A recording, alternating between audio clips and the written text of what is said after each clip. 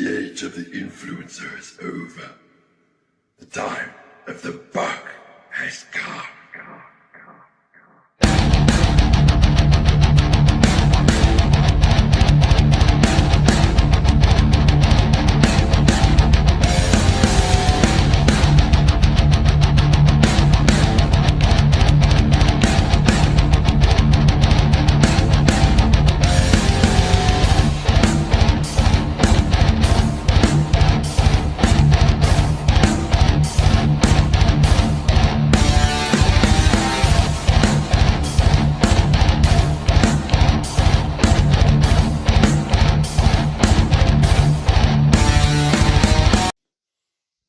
All right.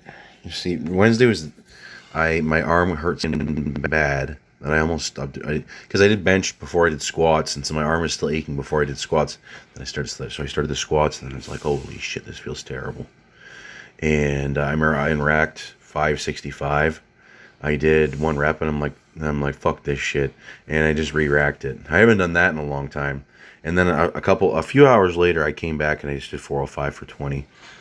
And later on in the video, you're gonna see me change the width of my squat stand so I can get my grip a little more easily. But this press felt really good, and 286 is a pretty good weight. I think I did my best 3 sets of 5 with this form is 297, and the goal is, sort of medium term. Long term would be like the end of the cycle. But medium term, like 300 for 3 sets of 5. And then at the end of the cycle, 315 for a set of 5. I've been chasing that for a long time, and so I think that'd be pretty good.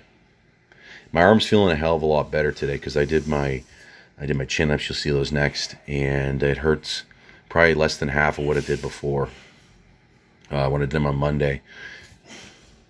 I was still the press was, because I'm recording this on Friday. I did the press yesterday, and my arm was pretty sore after the third set because it gets progressively more. It aches more after each work set, but it wasn't as sore as it was on Monday. And by the end of a few hours later, it just felt fine. Yeah, and the idea with this is to you do more sets each time until it's healed, because you have to sort of increase the stress, and so instead of doing 20, I did 22. Some people don't start with 20; they just start with 15, but I started with 20. And I don't regret it, because thankfully, I am feeling better, and yeah. So I got some guy. I might as well answer his comment here. He says, what to look for if I want to buy gear.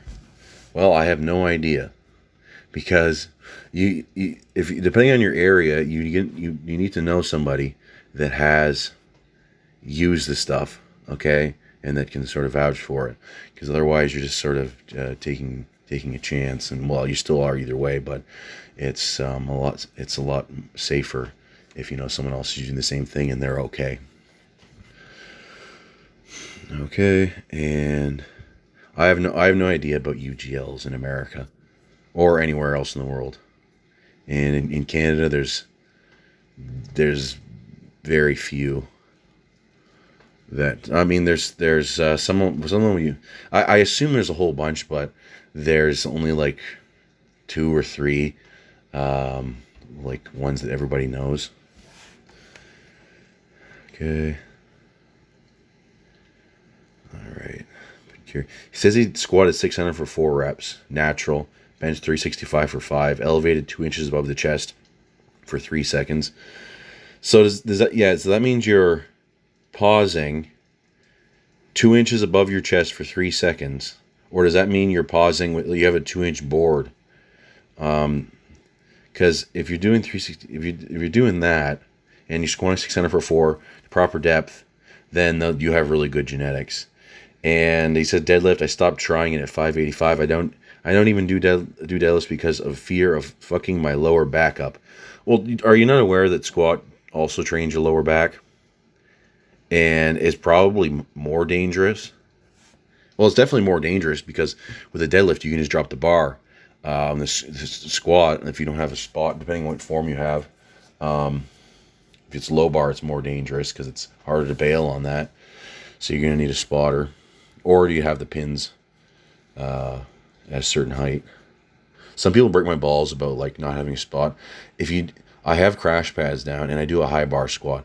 If you can't bail on a high bar squat, and since I have crash pads, there's no damage to the floor, there's no damage to the bar or anything. But if you can't bail on a high bar squat, then what are you, the Tin Man? Okay, I'm ultimately asking because I see someone like you and I'm amazed at the circus freak levels of strength. I think my best set of 5 when I was natural. It wasn't well. I didn't do 600 for 4. 600 for 4 probably means you can do probably like 650 for 1. All right, I got a problem, and double chin's fucking coming in. That's how you know my testosterone's getting high. So this squat stand, it's got a problem. It's too wide. This would be way easier if Chad was doing this for me. Anyways, so this thing, don't mind the dirty ass thing here. This is my brother used to roll his pens. Anyways, so after I cut it, I'm gonna put this piece of angle iron on it, and so I gotta cut this thing in half, and then it'll be one on this side, and then one on the opposite side, and then that'll give it support because I don't just want to butt weld it because then it'll be weak as hell.